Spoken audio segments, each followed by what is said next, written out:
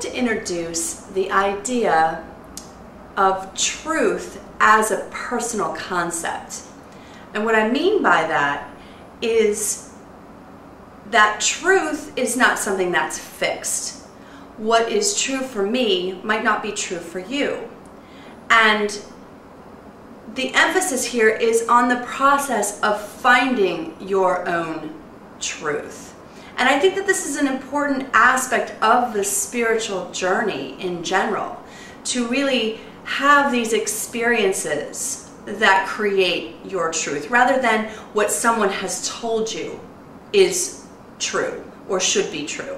And so what I'm doing here is I'm directly challenging what I'm going to call the old system, the old way of being, where many spiritual traditions and world religions would introduce to us someone that we would recognize as an authority figure somehow, that somehow knew more than we did, and that we needed to go to them to discover what it was that was true.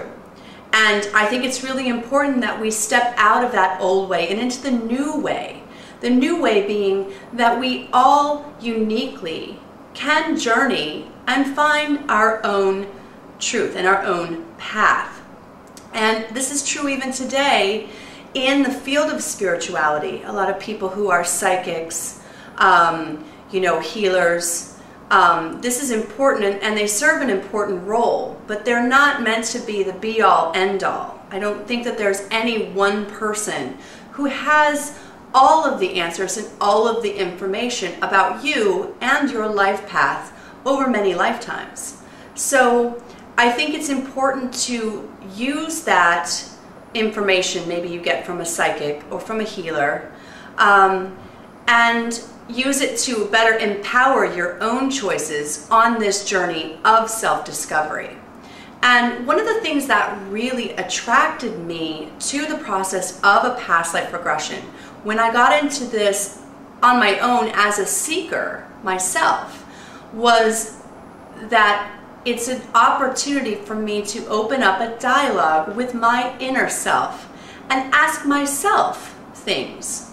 So by tapping into my subconscious, my own inner mind, I wasn't having someone tell me about my past lives. I was discovering them myself. And they became part of my own found truth, this process. So I want to put the emphasis here on continuing this. It's a journey. It's a constant journey.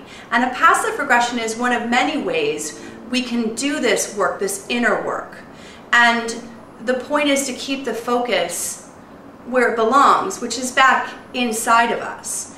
And although there are many wonderful healers and psychics who can give us information that may shed more insight into our lives, that we can use that, but it's only meant to be to check in with ourselves.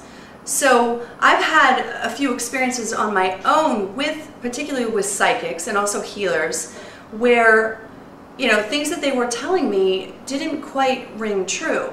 So you have to remember that even the most profound of psychics are still human beings, and in a human body are imperfect, just like all of us.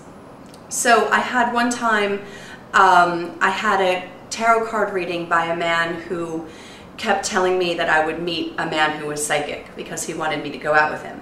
I had another man that I met at a seminar tell me, because he was such an adept psychic of picking up on my past lives and my life path, tried to convince me that he was a certain soulmate of mine.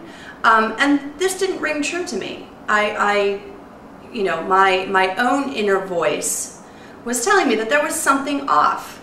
I had one woman who I visited for a psychic reading told me that I needed to give her $700 so she could keep someone from attacking me psychically, and that it was necessary that I needed to do this. And that's manipulative. I don't think that you have to give that kind of power to any one person. And these are just a few examples of things that have happened in my life on my journey as a seeker.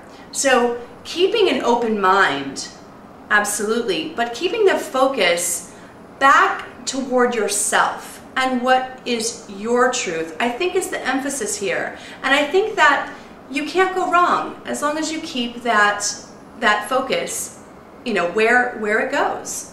And using the rest of the stuff that you get, books you read, people that you speak to, as tools, but keeping the journey going within.